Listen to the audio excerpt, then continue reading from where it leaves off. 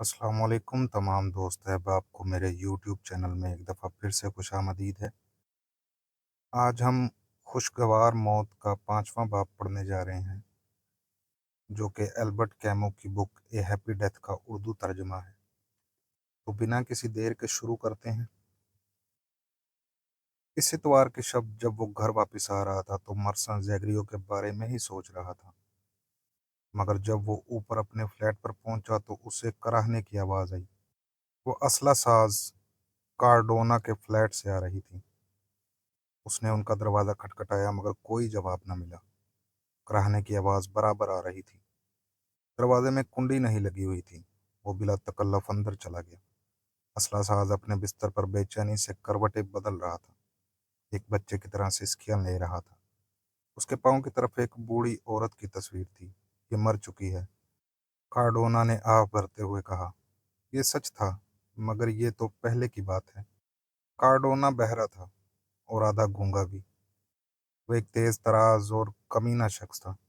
अभी कुछ दिन पहले तक वो अपनी बहन के पास रहता था, मगर उसके जबर ने आखिरकार रास की बहन को थका दिया और वो अपने बच्चों के साथ रहने लगी, उसको अलग करके। वो अकेला रह गया, बेबस और लाचार, एक ऐसे शख्स की तरह जिसे खुद ही खाना पकाना हो और घर की सफाई करनी हो, जिंदगी में पहली मर्तबा। उसकी बहन ने मरसा को उसकी लड़ाई के बारे में बता रखा था। कार्डोना की उम्र तकरीबन 30 साल की रही होगी। छोटे कद का, मगर अच्छे कदोखाल का। बचपन से ही वो अपनी माँ के साथ रहता था। माँ ही वो शख्सियत थी जिससे वो कभी डरा हो। माँ भी वहमी ज्यादा थी, हकीकत पसंद कम। उसको अपनी माँ से उसकी तमाम ज्यादतियों के बावजूद मोहब्बत थी, और अपनी मोहब्बत का सबूत वो उसको तंग कर कर देता था, या फिर चर्च में और पादरी को बुरा भला कहकर। अगर वो अपनी माँ के साथ इतने अरसे रहा था तो उसकी वजह सिर्फ ये थी कि वो किसी और अजीज औरत के दिल में अपनी जगह पैदा नहीं कर पाया था जो उसका ख्याल रखे। जवान होने पर वो कभी कभी बदकमाश औरतों पर अपने मर्द होने का सबूत देता था। माँ के मरने के बाद वो अपनी बहन के साथ रहने लगा। मरसा ने वो कमरा उनको किराए पर दिया हुआ था। हर एक अपनी जगह तन्हाई पसंद और अपनी लंबी बेकार और बेहुदा जिंदगी से बरसरे बेकार था। एक दूसरे के साथ बात करना भी पसंद नहीं करते थे। कई कई दिन गुजर जाते और आपस में नहीं बोलते थे। और अब उसकी बहन उसको छोड़कर अलग हो गई थी। वो इतना कमजोर था कि कोई शिकायत करता या अपनी बहन को वापस आने के लिए कहता, वो अकेला रहने लगा। हर सुबह वो नीचे के होटल में नाश्ता करता और रात का खाना वो होटल से लाकर ऊपर अपने कमरे में खाता। अपने कपड़े खुद धोता, मगर कमरे की सफाई कभी नहीं करता। बहन के जाने के बाद वो कभी कभी किसी इतवार को मजबूरन कुछ झाड़ पूंछ कर लेता था, मगर उसकी गंदी फितरत और फोहड़ और भोंडेपन की वजह से पूरा कमरा बेतरतीब और बिखरा पड़ा रहता था। जो चीज जहां पड़ी है हफ्तों पड़ी रहती।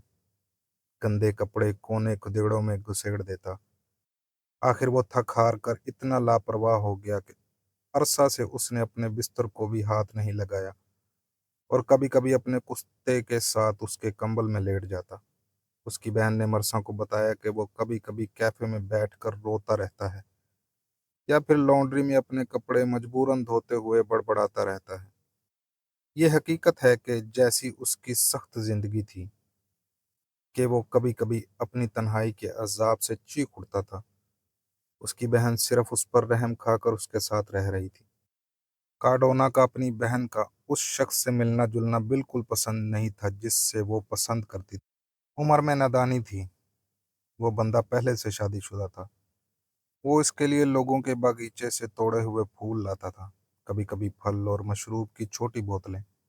वो एक दूसरे को अहमियत देते थे। वो बंदा अपने गले में रुमाल बांधे रखता था। वो उसके रुमाल को धोकर खुशबू लगाती, मगर उसका भाई कार्डोना उसको कभी अपने घर में नहीं आने देता। वो खुफिया तौर पर एक दूसरे से मिलते थे। एक रोज जब कार्डोना घर पर नहीं था, वो अपने महबूब को घर के अंदर ले आई। कार्डोना आ गया और वो पकड़े गए। एक जबरदस्त हंगामा हुआ, दंगा फसाद। اس کے گلے کا رومال کھل کر وہیں کہیں کمرے میں گر گیا۔ اس کے بعد اس کی بہن اپنے بیٹے کے ساتھ رہنے لگی۔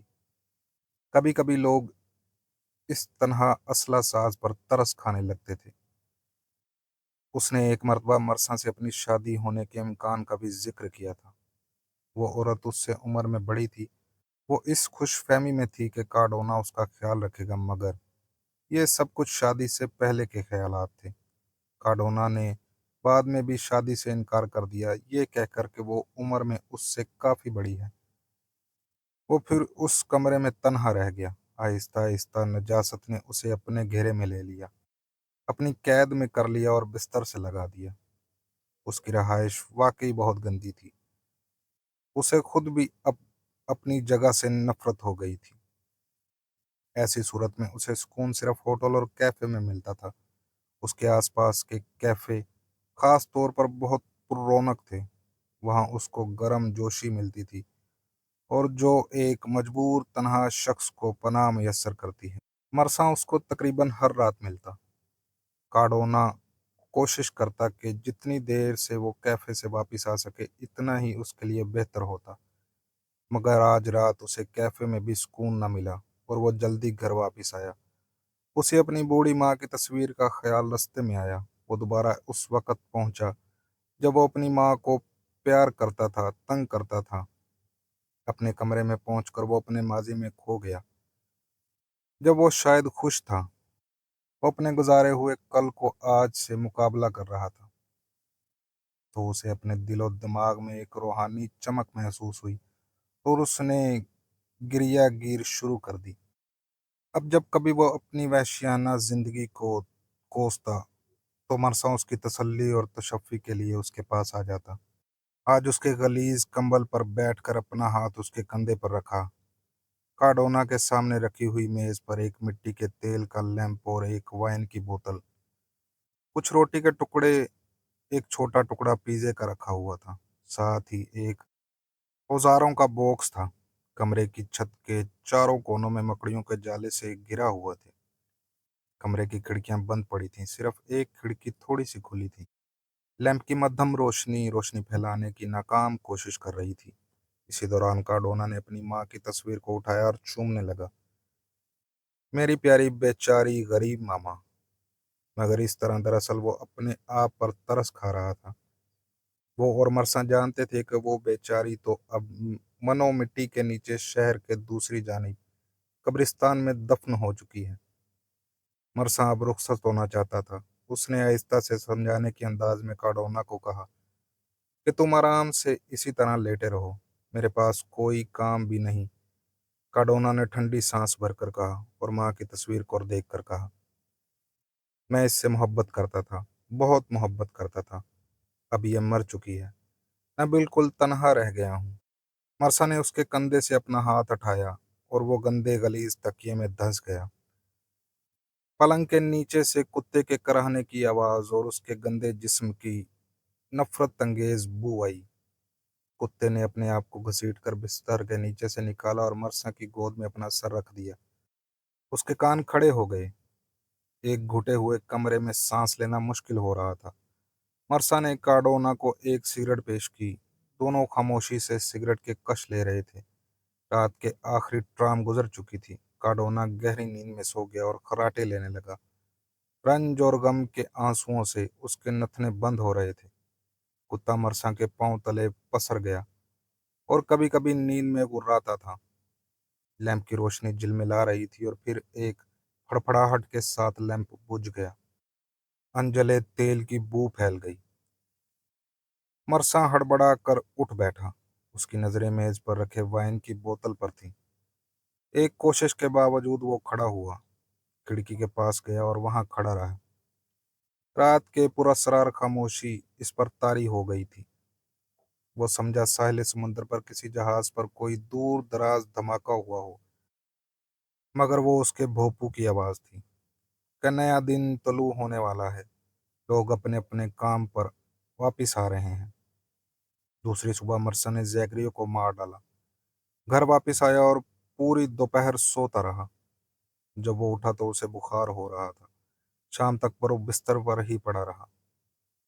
फिर करीबी डॉक्टर को दिखाया तो उसने बताया कि उसे फ्लू हो गया है।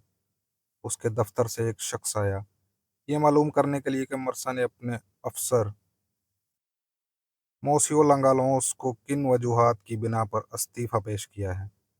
चंद दिनों के बाद हर मामला तय पा गया। अखबार में एक रिपोर्ट छपी। तहकीकात ने जैकरियो की मौत को खुदकुशी करार दे दिया था। मार्था मर्सा से मिलने आई और सर्द आह भरकर अफसोस का इजहार यूं किया, कभी वो वक्त भी था कि तुम उसकी जगह लेना चाहते थे, मगर कभी जिंदा रहने के लिए ज्यादा हिम्मत की जरूरत होती है, अपने आप को गोली मार लेने के मुकाबले में। अगले हफ्ते मरसा पानी के जहाज पर मार्सेल्स जा रहा था। उसने लोगों को बताया था कि वो कुछ दिनों के लिए फ्रांस जा रहा है, आराम करने के लिए। मार्था को लियोन से मरसा का एक खत मिला, खुदा हाफिज कहने के लिए, जिसने मार्था के दिल को मजरूह किया। इसी खत में मरसा ने जिक्र किया था कि उसे वस्ती यूरोप में कोई बड़ी नौकरी मिल रही है। मार्था ने जवाब में अपनी तन्हाई का जिक्र किया था, मगर वो खत मरसा को कभी ना मिला। लियोन पहुंचकर मरसा को फिर तेज बुखार हो गया। वो बददिल होकर पहली ट्रेन से प्राग चला गया। उसे बाद में मार्था से खबर मिली कि कई दिनों तक जैकरियो की लाश मुर्दा खाने के सर्द खाने में रहने के बाद बिला आखिर उसे दफन कर दिया गया है।